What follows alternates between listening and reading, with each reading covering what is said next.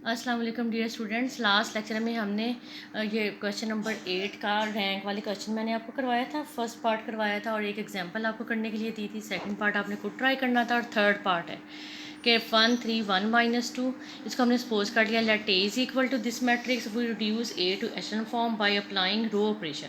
अब हमने इस पर रो ऑपरेशन अप्लाई कर लिया। रो ऑपरेशन कैसे अप्लाई होता है कि ये आपकी फर्स्ट एंट्री 1 ही है तो 1 के नीचे वाली सारी एंट्रीज़ को हमने ज़ीरो कर देना है।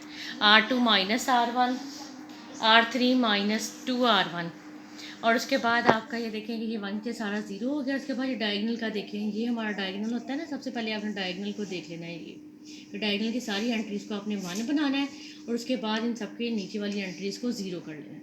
अब ये सेकंड को हमने किया जब यहाँ पे भी ऑलरेडी आपके पास है 1, ठीक है। तो 1 के नीचे हमने इन दोनों को ज़ीरो करना है। R3 + 3R2 और R4 + R2। ये देखिए R3 + 3R2 -3 + 3 ज़ीरो हो गया।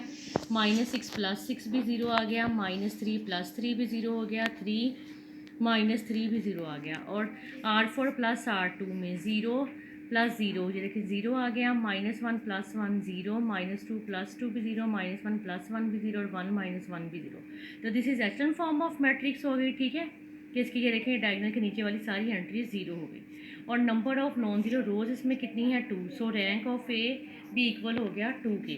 अब इस तरह देखें, इसी का जो था फिफ्थ पार्ट भी मैंने आपको यहाँ पे कर दिया है। ये है रैंक, हमने इसका निकालना है आर एन का। AR1 - 1 और एन, ये हमें एन मैट्रिक्स का दिया हुआ है और उसने ये मैट्रिक्स की एंट्रीज इस तरह दी हुई है। AR1 - 1 और एन। आप देखिए 1 - 1 का मतलब क्या है? ज़ीरो। ज़ीरो एन का मतलब है कि 1, यानी कि यहाँ से हमारा आर तो ऑलरेडी ख़त्म हो गया। ये सारी फर्स्ट रो क्या, ये आपकी फर्स्ट एंट्री क्या बन जाएगी? सिर्फ ए। सेकंड एंट्री में क्या होगा? ये भी ज़ीरो एन और यहाँ ये ए आर रह जाएगी, ठीक है। और थर्ड में जब लास्ट में जाएंगी 1 - 1, ये भी ज़ीरो और ये आर रह जाएगा आर एन। इसका सेकंड है AR2 - 1n। इसको भी हमने reduce to echelon form by applying row operation AR n -1। अब इसके देखिए नीचे हमने करने के लिए, जैसे मैंने अभी आपको बताया कि ये 1 - 1 ज़ीरो हो गया, इसलिए R ख़त्म हो गया, सिर्फ A रह गया यहाँ पे। यहाँ भी 1 - 1 0 n, यानी कि 0 n + 1, 1 सिर्फ यहाँ पे बच गया, इसलिए R सिर्फ यहाँ पे आ गया। और यहाँ लास्ट पे देखें 1 - 1 ये ज़ीरो हो गया, सिर्फ रह गया n - 1। अब इसके नीचे ज़ीरो करने के लिए हमने क्या करना है? A के नीचे इन सबको ज़ीरो कर देना था। उसके लिए हमने किया R2 - RN R1, यानी कि R2 को ज़ीरो करने के लिए हमने रो R1 को किससे मल्टीप्लाई कर दिया? RN से। यहाँ पे देखिए आपके पास बच जाता है ना 2 - 1 1, यानी कि RN। यहाँ पे सेकंड एंट्री आपकी बच जाती है ARN और जहाँ पे ARN+1, ठीक है। AR1 2 - 1 1 रह गया, यानी कि n+1। इस तरह अगला तो हमने इसको सारे को मल्टीप्लाई कर दिया R2 - RN R1 के साथ। तो इस तरह ये आपका पहला भी ज़ीरो हो गया, सेकंड वाला भी ज़ीरो, ये सारी रो ज़ीरो हो गई। थर्ड को ज़ीरो करने के लिए हमने R3 - R2n R1। इस तरह 4 को जब आप ज़ीरो करेंगी तो R4 - R3n R1 लिखेंगे। और इस तरह जब लास्ट पे जाएंगे तो RN माइनस आर, ये वाला नंबर RN इंटू n - 1 और R1 से हम इसको जो है रो R1 को मल्टीप्लाई कर देंगे RN - 1 इंटू n और R1, ठीक है। रो R1 को हमने इस R से मल्टीप्लाई कर दिया और इस तरह ये भी आपकी सारी एंट्री ज़ीरो हो गई। तो अगले स्टेप में हमने इन सब में से एक कॉमन ले लिया ताकि ये 1 बन जाए। तो अब आपने देखा कि यहाँ पे इसके सारी जो रोज़ हैं वो ज़ीरो हो गई, which is echelon form of A. Number of non zero rows 1 हो गई और रैंक भी इसका क्या आ गया आपके पास? 1 आ गया, ठीक है। अब इसके बाद हमारा जो अगला टॉपिक आ रहा है इसी क्वेश्चन का, नेक्स्ट जो टॉपिक है वो आपके पास है कॉनिकल फॉर्म ऑफ मैट्रिक्स। अब देखिए यहाँ पे इसकी एग्जांपल भी दी हुई है, एग्जांपल नंबर 20। ये इंपॉर्टेंट एग्जांपल है, इसको आपने सॉल्व करना है। इसको आप समझ लें, A is equal to PAQ है to the normal form. Also find the non singular matrices P and Q such that PAQ is the normal form. उसने कहा कि here we write the given matrix A and identity matrix twice in 3 columns.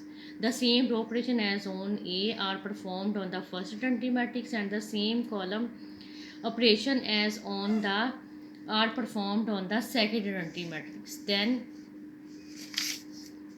10 ये देखें इसके लिए हमें जब conical form बनानी होती है तो हमारा जो गिवन मैट्रिक्स है उसके साथ हमने उतने ही ऑर्डर का रो भी ले लेना है मैट्रिक्स और कॉलम मैट्रिक्स भी ले लेना है।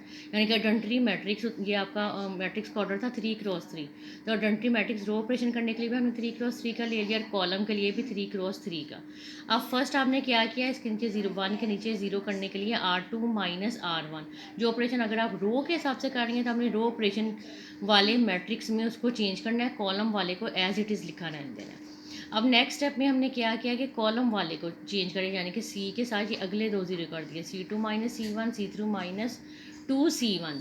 अब आपने कॉलम ऑपरेशन किया है तो यहाँ पे रो वाले मैट्रिक्स को आपने नहीं चेंज करना, कॉलम ऑपरेशन वाले मैट्रिक्स में जाना है और जो ऑपरेशन आपने जहाँ पे किया है वही आपने यहाँ पे परफॉर्म करना है, C2 minus C1, C3 minus 2C1, और इसमें बाई R3 प्लस R2 कर देना है, फिर बाई C3, यानी कि आपने ये जो गिवन मैट्रिक्स था उसमें रो और कॉलम ऑपरेशन करके उसको हमने आइडेंटिटी मैट्रिक्स बना दिया और जो बाकी दोनों हैं उनको हमने वैसे ही लिख दिया।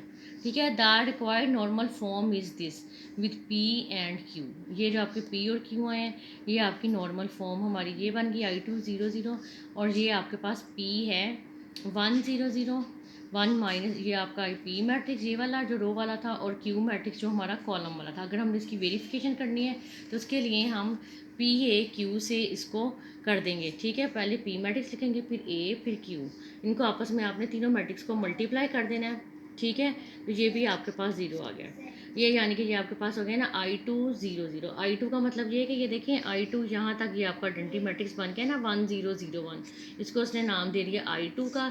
ये जो मैट्रिक्स था ये आपका 0 मैट्रिक्स है और नीचे वाले ये दोनों ये भी 0 0। ठीक है, यानी कि ये 2x2 ही ऑर्डर हो गया ना इसका, 1x1, ये 1 रो थी और 1 ही कॉलम था, तो इसकी जगह यहाँ पे इसने 0 पुट कर दिया और उसकी जगह यहाँ पे इस तरह जैसे यहाँ पे इसने किया था कि यहाँ तक आपका ये बन गया था आइडेंटिटी I2, और ये जो था 1 2, ये इसमें क्या थी 2 रोज थी और 1 कॉलम, इसलिए इसको लिखा O2x1। ये जो था इसमें देखिए आपकी 1 रो और 2 कॉलम बनते थे, O1x2 इसको लिख दिया, और ये जो O था ये आपका 1 रो 1 कॉलम है, इसको लिख दिया 1x1। ठीक है, द रिक्वायर्ड नॉर्मल फॉर्म आपकी ये आ गई। ये अब इसी से रिलेटेड हमारा क्वेश्चन नंबर 9 है। आज आप ये एग्जांपल खुद सॉल्व करके देखनी है और कल मैं आपको क्वेश्चन नंबर 9 स्टार्ट कराऊंगी और क्वेश्चन नंबर 8 के जो आपके रैंक वाले क्वेश्चन पार्ट रह गए हैं वो भी आपने कंप्लीट कर लेने हैं।